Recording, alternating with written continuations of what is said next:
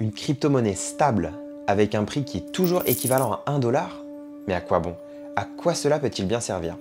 C'est ce que nous verrons dans cette vidéo.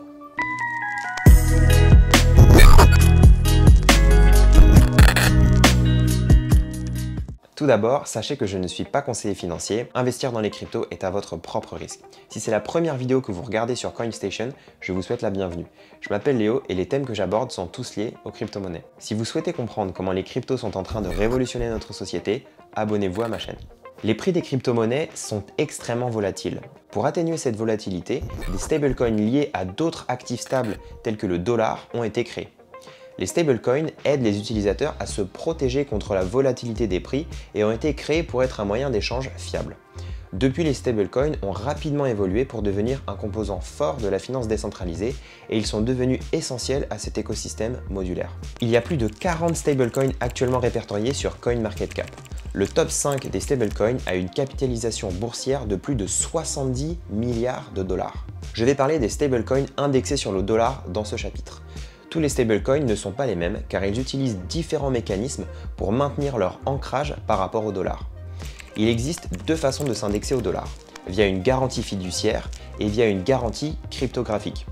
La plupart des stablecoins utilisent le système de garantie fiduciaire pour maintenir leur ancrage au dollar. Pour simplifier, on verra deux stablecoins en dollars, Tether ou USDT et DAI, pour montrer les différences sur la façon dont ils sont indexés au dollar. Tether, USDT, se fixe à 1 $ en maintenant des réserves de 1 $ par token Tether créé. Alors que Tether est le stablecoin en dollars avec le plus de capitalisation et le plus utilisé avec des volumes d'échange quotidiens d'environ 130 milliards de dollars au mois de mai 2021, les réserves de Tether sont conservées dans des institutions financières et les utilisateurs devront faire confiance à l'organisme Tether pour disposer des montants de réserves qu'ils prétendent avoir. Tether est donc un stablecoin centralisé et garanti par de la monnaie fiat, donc la monnaie classique. DAI, d'autre part, est garanti à l'aide de crypto-monnaies telles que l'Ether. Sa valeur est indexée à 1 $ grâce à des protocoles votés par une organisation autonome décentralisée et des contrats intelligents. À tout moment, la garantie pour générer des DAI peut être facilement validée par les utilisateurs. DAI est un stablecoin décentralisé et protégé par des cryptos. Sur la base de la capitalisation boursière des 5 meilleurs stablecoins, Tether domine le marché avec environ 60% de part de marché. Bien que la part de marché de DAI ne s'élève qu'à environ 5%, son volume d'échange a augmenté à un rythme beaucoup plus rapide. La capitalisation de DAI a augmenté de plus de 5000% par rapport à la croissance de 700% de Tether depuis le début de mai 2020. DAI est le stablecoin natif le plus largement utilisé dans l'écosystème DeFi. C'est le stablecoin en dollars préféré dans le trading, les prêts, dans la DeFi en général. Pour mieux comprendre DAI, je vais vous parler de Maker, qui est sa plateforme. Maker est une plateforme de contrats intelligents, smart contract, qui s'exécute sur la blockchain Ethereum et possède deux tokens, le stablecoin DAI ainsi que son jeton de gouvernance Maker. DAI a été lancé en novembre 2019 et est également connu sous le nom de Multi-Collateral DAI.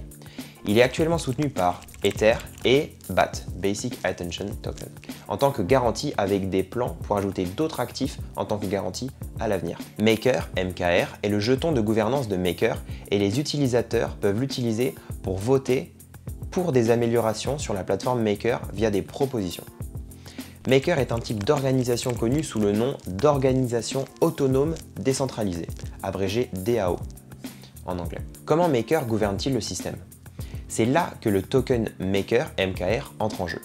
Les détenteurs de MKR ont des droits de vote proportionnels au nombre de tokens MKR qu'ils possèdent dans la DAO, donc dans l'organisation autonome décentralisée, et peuvent voter pour les paramètres régissant le protocole Maker. Les paramètres sur lesquels les détenteurs de Maker votent sont essentiels pour maintenir l'écosystème en bonne santé, ce qui à son tour permet de garantir que le DAI reste indexé à 1 $. Le montant de DAI qui peut être créé dépend du ratio de garantie. Le ratio de garantie de l'Ether est de 150%, tout comme pour le BAT. Ce que ça veut dire, c'est qu'avec un ratio de garantie de 150%, vous devez déposer un minimum de 150 € en Ether ou en BAT pour créer 100 € de DAI.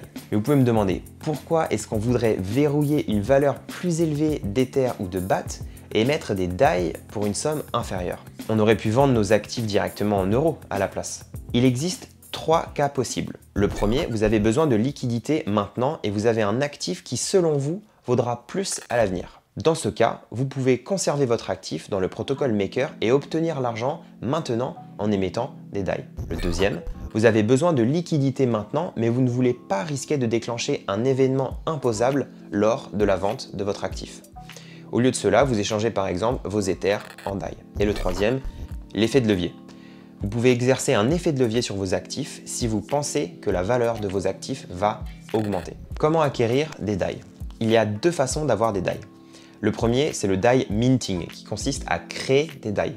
Je vais vous expliquer comment créer des DAI en utilisant l'analogie du prêteur sur gage. Disons qu'un jour, vous avez besoin de 10 000 € en espèces, mais vous n'avez que des lingots d'or d'une valeur de 15 000 € à la maison. Croyant que le prix de l'or augmentera à l'avenir, au lieu de vendre les lingots d'or contre de l'argent aujourd'hui, vous décidez de vous rendre dans un prêteur sur gage pour emprunter 10 000 € en espèces en fournissant vos lingots d'or comme garantie.